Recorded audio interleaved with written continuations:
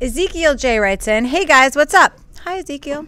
While watching your show, I realized that Hollywood, talking about all distributors, have been doing a lot of remakes, sequels, prequels, and spin-offs. Do you think this is a sign that Hollywood is running out of new ideas for films? Or do you think this is just some phase that they are going through? I've brought this up before. I'm going to keep harping on this every day if I can. First of all, Ezekiel, thank you so much for the question. I want to reach through my computer screen and grab people by the throat when I hear, oh, Hollywood doesn't have any original ideas anymore. There's no creativity left in Hollywood. Really? Really? This year alone, there's going to be between 500 and 700 full-length feature films produced in this town. Over 200 of them are going to be wide-release, full nationwide theatrical, some of them smaller.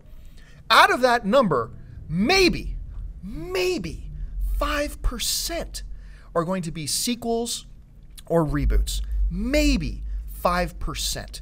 And that might be a huge number. So look, the idea that there's no creativity left, there's so many sequels. No, there's not. There's probably actually a smaller percentage now of the overall number of films being produced that are sequels, reboots, whatever, than there were 10 years ago. Now, granted, there are more sequels and reboots now, but 10 years ago, there was also about half the amount of films being produced, maybe less. So, no, I completely reject this notion that there's no creativity left in Hollywood. They're all sequels and reboots. No, that's... Just think about it for a second. It's just not true. Dan, your perspective. Ezekiel, you and I, same page. Because, yes, there are tons of films being produced and there are tons of films being made. And, I don't know the exact statistics, but I'll trust John on that 5%. But the question is, how many of those films were shot for $10 and will be visible on one screen in an art house theater somewhere in the country? And how many films are going out nationwide? And the films that have the money behind them that are going out nationwide, there are a lot of sequels, reboots, like the same story told all over again. It happens a lot. I mean, I wish I had the numbers in front of me, but last year, just looking at how many sequels were out, there are so many of them, and they're the films that have the real financial backing. So they're the ones that it seems like. That's why if you don't go to your local art house theaters, if you don't seek them out, you will think, like Ezekiel thinks, that everything is sequels and reboots.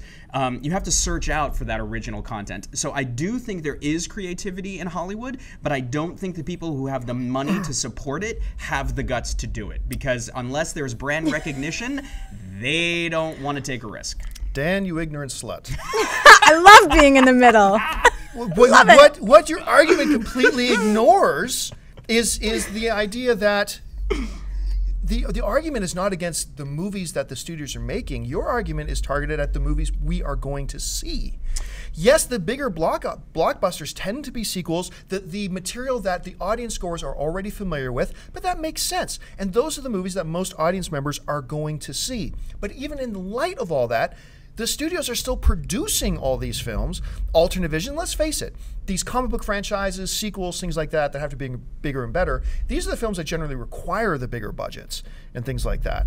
But I don't think just because, out of the top 10 movies, grossing movies of the year, 8 of them were sequels, well, that's a reflection of what we as audience members are choosing to go to see, as opposed to what, that studios aren't producing original content. Because like I said, 90 to 95% of the content being produced is original content. Okay, but if people are, quote unquote, choosing to see them because it's the only option that's at their multiplex, they're not really choosing to see those films. They're looking at it and they're saying, okay, there are 10 screens, there are 8 sequels, and 2 other movies that are romantic comedies with some new name, so I'll go see that, because they don't go out of their way to find those art house theaters that have something new and original and different. And on your point about budgets, I would love to find a filmmaker who says, I don't need any more money. I can tell my story with just $100. Like, these big blockbusters need all of that money, because so much of it is just pure spectacle.